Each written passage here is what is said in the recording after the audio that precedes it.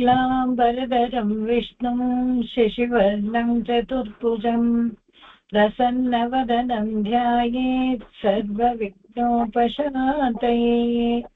गुरुब्रह्मा गुरु विष्णुः गुरुदेवो महेश्वरः गुरुसाक्षात् परब्रह्म तस्मै श्री गुरवे नमः। तस्मै श्री गुरवे नमः। ॐ शान्ति शान्ति शान्तिः। श्रीमान् वेङ्कटनाथार्यः कवितार्किककेसरी वेदान्ताचार्यवर्यो मे सन्निधत्तां सदा हृदि। சீரொன்னொத்து புல் திருவேங்கடமுடையான் பாரொன்னு சொன்ன பழமொழியுள் போரொன்னொத்தானே அமையாதோ தாரணியில் வாழ்வார்க்கு வானேர ಕೋಮಳவும் வாழ்வு. ಗೀತಾರ್ಥ ಸಂಗ್ರಹದಲ್ಲಿ ಕೊನೆಯ 2 ಪಾಶ್ರಾಮಕ್ಕಿತ್ತು, ಫಲಶ್ರುತಿತ್ತು, ಅದು ಹೇಳ್ಬೇಕಾಗಿತ್ತು. ಅದನ್ನು ನೋಡೋಣ. ಮೊದಲು ತನಿಯನ್ನು ಆಮೇಲೆ கட்ட பொருள் விரித்த காசினியில் நான் வரையின் இட்ட பொருளியம்புவின் பொருளை சிருஷ்டத்தொழும் வேதாந்த தேசிகனை மேவுவார் தங்கள் திருப்பாதாம்புயம் அடியேன் 10 கீதமொழிந்தருளும் வேதாந்த தேசிகனார் பாதார விந்தமலர் 10. ಎಲ್ಲರಿಗೂ ನಮಸ್ಕಾರ.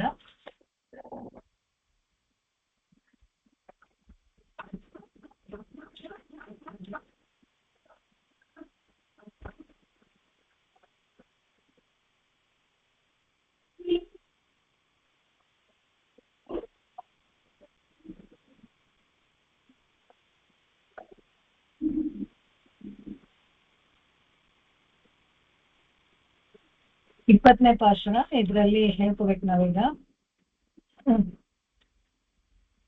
ಒನ್ಪತ್ತರಕ್ಕ ಮರೊಂದೆಂದ್ರೆ ಯಾರಾದ್ರೂ ಒಬ್ರು ಫಾಲೋ ಮಾಡಿ. இல்லையா? நான் சொல்லட்டுமா? சரி. ஒன்பத்தரக்க மறந்தென்று மாயவன் தானுரைத்த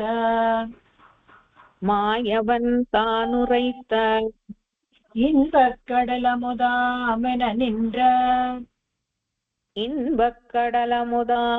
நின்ற இக்கீதை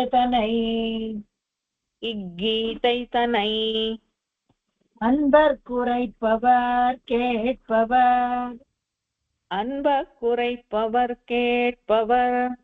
ஆதரித்தோதுமவர் துன்பக்கடலுள் துளங்குகை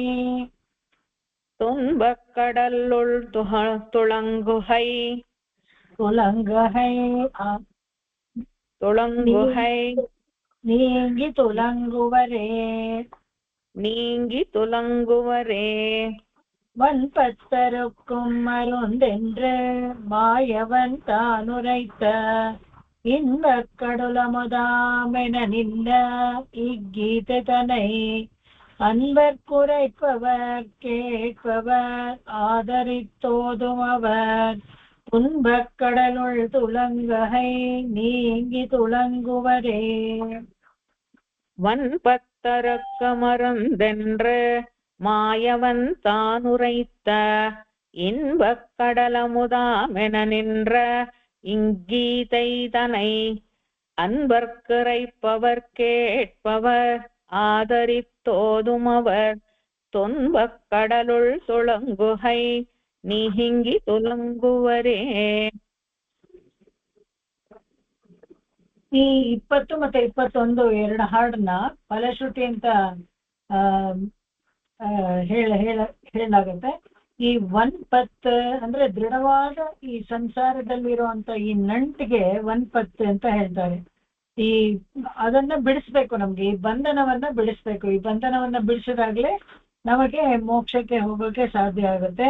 ಹಾಗೇನೆ ಈ ಬಂಧನ ಹೇಗೆ ಎಂತದ್ದು ಅಂತ ಹೇಳಿದ್ರೆ, ಒಂದು ಈ ಜೀವ ಈ ಜೀವ ಪಂಚಭೂತಗಳಿಂದ ಆಗಿದ್ದು, ಈ ಪಂಚಭೂತಗಳಿಂದ ಬಿಡಿಸ್ಕೊಳ್ಬೇಕು, ಆತ್ಮ ಬೇರೆ ಆಗ್ಬೇಕು ಅದು. ಆಮೇಲೆ ಪಾಪ ಪುಣ್ಯಗಳು ಯಾವುದು ಇರಬಾರ್ದು, ಪಾಪ ಪುಣ್ಯಗಳ ನಂಟು ಇರಬಾರ್ದು. ಒಂದು ಸ್ವಲ್ಪ ಇದ್ರೆ ಕೂಡ ಪುಣ್ಯವೇ ಆಗ್ಲಿ ಪಾಪವೇ ಆಗ್ಲಿ ಅದರ ಫಲವನ್ನು ಅನುಭವಿಸಕ್ಕೆ ಬರ್ಬೇಕಾಗತ್ತೆ. ಅದಕ್ಕೋಸ್ಕರ ವಣ್ಪತ್ತು ಅಂದ್ರೆ ದೃಢವಾದ ಈ ಸಂಘ ಇದೆಯಲ್ಲ, ಸಂಸಾರದ ನಂಟು, ಅದನ್ನ ಬಿಡಿಸುವಂಥದ್ದು. ಅರಕ್ಕಂ ಅದನ್ನ ಕತ್ತರಿಸುತ್ತದೆ. ಯಾರಪ್ಪ ಅದನ್ನ ಕತ್ತರಿಸೋದು ಅಂದ್ರೆ ಮಾಯವನ್. ಯಾರು ಮಾಯವನ್ ಅಂದ್ರೆ ಆಶ್ಚರ್ಯ ಚೇಷ್ಟಿತಗಳನ್ನ ಮಾಡೋ ಅಂತ ಅಘಟಿತ ಘಟನಾ ಸಾಮರ್ಥ್ಯವುಳ್ಳ ಶ್ರೀಮನ್ ನಾರಾಯಣನನ್ನ ಮಾಯವನ್ ಅಂತ ಹೇಳ್ತಾರೆ. ಆಂಡಾಳು ತಿರುಪಾವೆಲ್ಲ ನೋಡಿದ್ರೆ ಮಾಯನೈ ಅಂತ ಹೇಳ್ತಾರಲ್ಲ, ಅದೇ ಇವನು ಮಾಯವನ್. ತಾನು ರೈತ, ಅವನೇ ತನ್ನ ಸ್ವಂತ ಬಾಯಿಯಿಂದ ಹೇಳಿದ ಈ ಗೀತೆ ಇದೆಯಲ್ಲ ಅದನ್ನ ಇನ್ಬಕ್ಕಡಲ ಮುದು ಅಂತ ಹೇಳಿದ್ರೆ ಈ ಆನಂದ ಸಾಗರದಲ್ಲಿ ಉದ್ಭವಿಸಿದ ಒಂದು ಅಮೃತ. ಬರೀ ಸಾಗರದಲ್ಲಿ ಉದ್ಭವಿಸುವ ಅಮೃತ ಅಂದ್ರೇನೆ ಒಂದು ಹೆಚ್ಚುಗಾರಿಕೆ. ಆದ್ರೆ ಇನ್ಬಕ್ಕಡಲು ಸಾಗರನೇ ಒಂದು ಪ್ರೀತಿ ವಿಶ್ವಾಸ ತೋರಿಸುವಂತ ಒಂದು ಸಾಗರ ಇದ್ರೆ ಅದರಲ್ಲಿ ಉದ್ಭವ ಆಗೋ ಅದು ಹೇಗಿರುತ್ತೆ ಅಮೃತ, ಇನ್ನೂ ಚೆನ್ನಾಗಿರುತ್ತೆ. ಅದಕ್ಕೆ ಇಲ್ಲಿ ಇನ್ಬಕ್ಕಡಲು ಅಂತ ಒಂದು ಪದ ಎಕ್ಸ್ಟ್ರಾ ಹಾಕ್ತಾರೆ. ಕಾರಣ ಏನಪ್ಪಾ ಅಂದ್ರೆ ಭಗವಂತನಿಗೆ ಯಾವಾಗ್ಲೂ ನಮ್ಮ ಮೇಲೆಲ್ಲ ಹೆಚ್ಚು ಪ್ರೀತಿ. ನಾವು ಭಗವಂತನನ್ನ ಪ್ರೀತಿ ಮಾಡೋದಕ್ಕಿಂತ ಜಾಸ್ತಿಯಾಗಿ ಭಗವಂತ ನಮ್ಮನ್ನ ಪ್ರೀತಿ ಮಾಡ್ತಾನೆ ಅಂತ ಹೇಳ್ತಾರೆ. ಯಾಕೆಂತ ಹೇಳಿದ್ರೆ ಅವಳಿಗೆ ತಾನೇ ತುಂಬಾ ಆತಂಕ ಅಂತೆ. ಕೊನೆ ಒಂದು ಜೀವಾತ್ಮ ಇರೋವರೆಗೂ, ತನ್ನನ್ನ ಬಂದು ಸೇರೋವರೆಗೂ ಅವನು ಬಾಗಿಲು ತೆಗೆದುಕೊಂಡೇ ಕೂತಿರ್ತಾನೆ. ಪ್ರಕೃತಿ ಮಂಡಲಕ್ಕೆ ಹೋಗಿರೋ ಅಂತವ್ರು ಅವರ ಪಾಪ ಪುಣ್ಯಗಳನ್ನು ಕಳ್ಕೊಂಡು ಇಂದ್ರೆಯೋ ನಾಳೆಯೋ ಎಂದ್ರೆ ನಗೇಶಹೀನ್ರಾರೆ, ಇವತ್ತು ಬರ್ತಾನೋ ನಾಳೆ ಬರ್ತಾನೋ ಅಂತ ನಗ್ತಾನಂತೆ ಭಗವಂತ. ಎಷ್ಟು ಹೇಳಿದ್ರು ಇಲ್ಲ, ಎಷ್ಟು ಆಚಾರ್ಯನ ಕಳ್ಸಿದ್ರು ಇಲ್ಲ, ಏನೇನೆಲ್ಲ ಉಪದೇಶ ಮಾಡಿದ್ರು ಇಲ್ಲ. ಈ ಕಿವಿಲ್ ಕೇಳ್ತಾನೆ, ಆ ಕಿವಿಲ್ ಬಿಟ್ಬಿಡ್ತಾನೆ, ಮತ್ತೆ ಯಥಾ ಪ್ರಕಾರ ತನಗಿಷ್ಟ ಬಂದಿದ್ದೆ ಮಾಡ್ತಾ ಇದ್ದಾನೆ ಅಂತ ಅನ್ಕೊಂಡು ನಗ್ತಾನಂತೆ. ಆ ತರ ಈ ವಣ್ಪತ್ತರಕ್ಕೂ ನಮಗೆ ಈಗಿರೋ ಈ ವ್ಯಾಮೋಹಗಳನ್ನೆಲ್ಲ ಬಿಡಿಸಿ ಭಗವಂತ ಕರ್ಕೊಂಡು ಹೋಗ್ತಾನಲ್ಲ, ಅದನ್ನ ಅವನೇ ಮಾಯವನ್ನಂತ. ಈ ಗೀತೆ, ಈ ಭಗವದ್ಗೀತೆ ಅನ್ಬರ್ತ್ ಅಂದ್ರೆ ತನ್ನ ಪ್ರೀತಿ ಪಾತ್ರರಾದ ಈ ಬದ್ಧ ಚೇತನರಿಗೆ ಕೊಡ್ತಾನೆ ಭಗವಂತ. ಭಗವದ್ಗೀತೆಯನ್ನ ಹೇಳಿದ್ದು ಬದ್ಧ ಚೇತನರಿಗೋಸ್ಕರನೇ. ಯಾಕೆಂತ ಹೇಳಿದ್ರೆ ನಿತ್ಯರು ಮುಕ್ತರು ಏನೋ ಅವ್ರಿಗೇನು ಕಷ್ಟ ಇಲ್ಲ, ಅವ್ರೇನು ಸಾಧಿಸ್ಬೇಕಾಗಿರೋದೇನು ಇಲ್ಲ, ಈಗಾಗ್ಲೇ ಮೋಕ್ಷದಲ್ಲಿ ಇದ್ದಾರೆ. ಅವರು ಆಗ್ಬೇಕಾಗಿರೋದೆಲ್ಲ ಈ ಪ್ರಪಂಚದಲ್ಲಿ ಸಂಸಾರದಲ್ಲಿ ಇರುವಂತ ನಮ್ಮಂತ ಚೇತನಗಳಿಗೆನೆ. ನಮ್ಮಂತ ಚೇತನಗಳಿಗೆಲ್ಲ ಏನಪ್ಪ ಮಾಡ್ತಾನೆ ಅಂತ ಹೇಳಿದ್ರೆ ಅವನು ಈ ಗೀತೆ ಅನ್ಬರ್ಕ ತನಗೆ ತುಂಬಾ ಹಿತವಾದ ಬದ್ಧ ಚೇತನರಿಗೆ ಕೊಡ್ತಾನೆ. ಅದಕ್ಕೆ ಅನ್ಬರ್ಕ ಅಂದ್ರೆ ಬದ್ಧ ಚೇತನರಾದ ನಾವು. ಕೇಳ್ಪವರ್, ಯಾರಿಗನ್ನ ಕೇಳ್ತಾರೋ ಆದರಿತೋದುವರ್, ಅದಕ್ಕೆ ಗೌರವ ಕೊಟ್ಟು ಯಾರು ಓದ್ತಾರೋ, ತುನ್ಬಕ್ಕಡಲುಳ್, ಯಾರು ಹೇಳ್ತಾರೋ, ಯಾರು ಕೇಳ್ತಾರೋ, ಯಾರು ಗೌರವ ಇಟ್ಟು ಕೇಳ್ತಾರೋ ಅವ್ರಿಗೆ ತುನ್ಬಕ್ಕಡಲುಳ್, ದುಃಖ ಸಾಗರದಲ್ಲಿ ಇರೋದಿಲ್ಲ, ಮೀಯೋದಿಲ್ಲ. ಅವರು ದುಃಖ ಸಾಗರದಿಂದ ತಪ್ಪಿಸ್ಕೊಳ್ತಾರೆ. ತುಳಂಗ ಹೈ ನೀಂಗಿ, ಕಷ್ಟವೆಲ್ಲ ಕಳೆದು ಅವ್ರಿಗೆ ತುಳಂಗುವರೆ ಪ್ರಕಾಶಿಸ್ತಾರಂತೆ. ನಾವು ಯಾವಾಗ್ಲೂ ಹೇಳ್ತೀವಿ ಜೀವಾತ್ಮ ಅನ್ನೋದು ಮಂಗಿ ಹೋಗಿದೆ ಇಲ್ಲಿ ಪ್ರಕೃತಿ ಮಂಡಲದಲ್ಲಿ ಬಿದ್ದು, ಅದು ಮತ್ತೆ ಪ್ರಕಾಶಮಾನವಾಗಿ ಆಗ್ಬೇಕಾದ್ರೆ ಅದು ಎಲ್ಲ ಪಾಪ ಪುಣ್ಯಗಳನ್ನ ಕಳ್ಕೊಂಡು ಶರಣಾಗತಿ ಮಾಡ್ಕೊಂಡು ಭಗವಂತನಿಗೆ ಸೇರ್ಬಿಟ್ರೆ ಅವಾಗ ಅದು ಮತ್ತೆ ಹೇಗೆ ಪ್ರಕಾಶಮಾನವಾಗಿತ್ತು ಅಂತ ಗೊತ್ತಾಗುತ್ತೆ. ಮುಂಚೆ ಹೇಗೆ ಪ್ರಕಾಶಮಾನವಾಗಿತ್ತು ಅದೇ ತರ ಪ್ರಕಾಶಮಾನವಾಗಿರುತ್ತೆ ಅಂತ ಹೇಳ್ತಾರೆ. ಇನ್ನೊಂದು ನೆಕ್ಸ್ಟ್ ಹಾಡಿಗೆ ಹೋಗೋಣ. தீதத்தனல் குணப்பார்கடல், தீதத்தனல் குணப்பார்கடல், தாமரை செம்மலர் மேல், தாமரை செம்மலர் மேல், மாதுத்தமாயன், ಮಾರ್ವನ್ ಅನ್ರುತ್ತೆ, ಮಾರ್ವನ್ನ ಮಾರಿಯನ್ನ, ಮಾದುತ್ತ ಮಾರ್ವನ್. ಕರೆಕ್ಟ್, ಮಾರ್ವನ್ ಅನ್ನಕ ಕರೆಕ್ಟ್, ಮಾಯನ್ ಅನ್ನಕಳು ಕರೆಕ್ಟ್. ಮಾರ್ವನ್ನ ಅದು ಇಲ್ಲೇ ನೂತನದಾಗಿಲ್ಲ ಯೂಸ್ ಪண்ற. ಮಾರ್ವ ಪುರುಂದಿಯ ಮಾರ್ಬನ್, ಇಲ್ಲಿಗೆ ಮಾಯನ್ ಅಂತ ಇರುತ್ತೆ. பரவாயில்ல, மார்பன்னா கூட கரெக்டே. ஓகே, மாரியன் நான் எழுதிக்கிறேன். ஓகே, மாதுத்த மாரியன் மறுவையின் கீதையின் வன்பொருளை மறுவையின் கீதையின் வன்பொருளை போதத்தனான் மறை போதத்தனான் மறை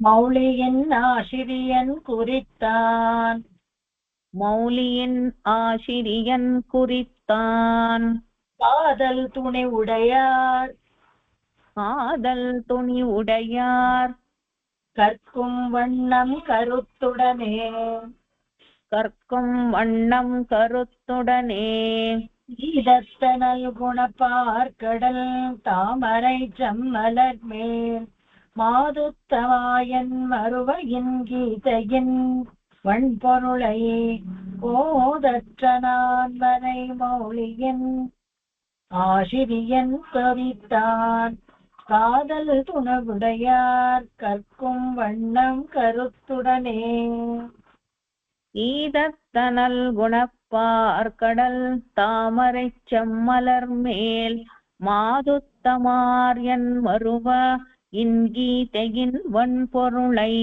போதத்தனான் மறை மௌலியின் ஆசிரியன் குறித்தான் காதல் துணி உடையார் கற்கும் வண்ணம் கருத்துடனே. ಸೀದತ್ತನಲ್ ಗುಣಪಾರ್ಕಡಲ್ ಅಂದ್ರೆ ದೋಷ ಅತ್ರ ಅಂತ, ಒಂದು ಚೂರು ದೋಷ ಇಲ್ಲದೆ ಇರುವಂತ ಕ್ಷೀರಾಬ್ದಿಯಲ್ಲಿ ಒಂದು ಚೂರು ನ್ಯೂನ್ಯತೆ ಇಲ್ಲದೆ ಇರುವಂತ ಕ್ಷೀರಾಬ್ದಿಯಲ್ಲಿ ಅಲ್ಲಿ ತಾಮರೈ ಚೆಮ್ಮಲರ್ ಮೇಲ್ ಕೆಂಪಗಿರೋ ತಾವರೆ ಮೇಲೆ ಕುಳಿತಿರೋ ಅಂತ ಆ ಲಕ್ಷ್ಮಿಯನ್ನ ಮಾದುತ್ತ ಎದೆಯಲ್ಲಿ ಇಟ್ಕೊಂಡಿರುವ ಅವನು ಹೇಳಿದ ಇನ್ ಗೀತೆಯಿನ್ ಈ ಗೀತೆಯನ್ನ ವಣ್ಪೊರುಳೈ ಸುಂದರವಾದ ಅರ್ಥಗಳು ಮತ್ತೆ ಗೂಢವಾದ ರಹಸ್ಯವಾದ ಅರ್ಥಗಳನ್ನು ಕೋದಚ್ಚನಾನ್ ಮರೈ ಮೌಳಿಗಿನ್ ಅದನ್ನ ಒಂದು ಚೂರು ದೋಷವಿಲ್ಲದೆ ಇರುವಂತ ಉಪನಿಷತ್ತು. ನಾನ್ಮರೆಯಿನ್ ಮೌಳಿ ಅಂದ್ರೆ ಉಪನಿಷತ್ ಆಚಾರ್ಯರಾದ ವೇದಾಂತಾಚಾರ್ಯರು ಅವರು ಕಾದಲ್ ತುಣಿ ಒಡೆಯಾರ್, ಯಾರು ನಮ್ಮ ಮೇಲೆಲ್ಲ ತುಂಬಾ ಪ್ರೀತಿ ಇರೋರು, ಯಾತಕ್ಕೆ ನಮ್ಗೆ ಈ ಅರ್ಥಗಳನ್ನೆಲ್ಲ ಅವ್ರು ಹೇಳ್ತಾರೆ, ತಾವಾಗೆ ಇದನ್ನ ಕೇಳ್ಕೊಳ್ಳಿ ಅಂತ ಒಂದೊಂದೇ ಅರ್ಥಗಳನ್ನ ಎಲ್ಲ ಕಾಲಕ್ಷೇಪದ ರೀತಿಯಲ್ಲಿ ಹೇಳ್ತಾರೆ ಅಂತ ಹೇಳಿದ್ರೆ, ನಮಗೆ ನೇರವಾಗಿ ಓದಿದಾಗ ಅರ್ಥ ಆಗದೆ ಹೋದ್ರೆ ಯಾರಾದ್ರೂ ಒಬ್ರು ಅದನ್ನ ಬಿಡಿಸಿ ಕಾಲಕ್ಷೇಪ ಮಾಡಿ ಹೇಳ್ಬೇಕು. ಅಂತಹ ಒಂದು ಉಪಕಾರವನ್ನ ವೇದಾಂತ ದೇಶಕರು ಮಾಡಿದ್ದಾರೆ. ಕಾದಲ್ ತುಣಿ ಒಡೆಯಾರ್ ಕರ್ಕುಂ ವಣ್ಣಂ ಕರುತ್ತುಡನೆ, ಅವರು ನಮಗೆ ಇದನ್ನೆಲ್ಲ ಹೇಳಿ ನಾನ್ಮರೆಗಿನ್ ಆಶ್ಚರ್ಯನ್ ಯಾರಪ್ಪ ಅಂದ್ರೆ ಆಚಾರ್ಯರು ಅರ್ಥಸಹಿತವಾಗಿ, ಕರುತ್ತುಡನ್ ಅಂದ್ರೆ ಅರ್ಥಸಹಿತವಾಗಿ ನಮಗೆಲ್ಲ ಕಾದಲ್ ತುಣಿ ಒಡೆಯಾರ್ ಭಕ್ತಿ ಮತ್ತು ಮಹಾವಿಶ್ವಾಸ ಎರಡೂ ಇರಬೇಕು. ಯಾರಿಗಿದೆಯೋ ಅವರಿಗೆಲ್ಲ ಕರುತ್ತುಡನ್ ಅರ್ಥದೊಂದಿಗೆ ಎಲ್ಲ ಸುಲಭವಾಗಿ ನಮಗೆ ತಿಳಿಸ್ಕೊಟ್ರು ಅಂತ ಆಚಾರ್ಯರಿಗೆ ನಾವು ಶರಣ ಹೋಗ್ಬೇಕು ಅಂತ ಹೇಳಿ ಈ ಫಲಶ್ರುತಿಯನ್ನ ಮುಗಿಸ್ತಾರೆ. ಗೀತಾರ್ಥ ಸಂಗ್ರಹವನ್ನ ಆಳವಂದಾರ್ ಗೀತಾರ್ಥ ಸಂಗ್ರಹವನ್ನಿತ್ತು ಮತ್ತು ಈ ವೇದಾಂತಾಚಾರ್ಯರ ಗೀತಾರ್ಥ ಸಂಗ್ರಹ ಒಂದೇ ಒಂದು ಸಣ್ಣ ಗ್ರಂಥವನ್ನ ಬರೆದು ಯಾರ್ಯಾರಿಗೆ ತುಂಬಾ ಕಷ್ಟ ಅಂತ ಅನ್ನಿಸ್ತು ಗೀತಾ ಅರ್ಥ ಆಗೋದು, ಸಂಕ್ಷಿಪ್ತವಾಗಿ ಬರ್ಕೊಂಡು ಇದನ್ನ ಹೇಳ್ಬೋದು. ಗೀತೆಯನ್ನ ಪೂರ್ತಿ ಒಂದ್ ದಿವಸ ಓದಕ್ಕಾಗದೆ ಹೋದ್ರು ಗೀತಾರ್ಥ ಸಂಗ್ರಹ ಇದನ್ನ ಪೂರ್ತಿ ಓದ್ಕೋಬಹುದು, 20 ಅಧ್ಯಾಯನೂ ಕವರ್ ಆಗತ್ತೆ, ಆತರ ಮಾಡ್ಕೋಬಹುದು. ನೆಕ್ಸ್ಟ್ ಇನ್ನು ಪಿಳ್ಳೆಯಂದಾದಿ.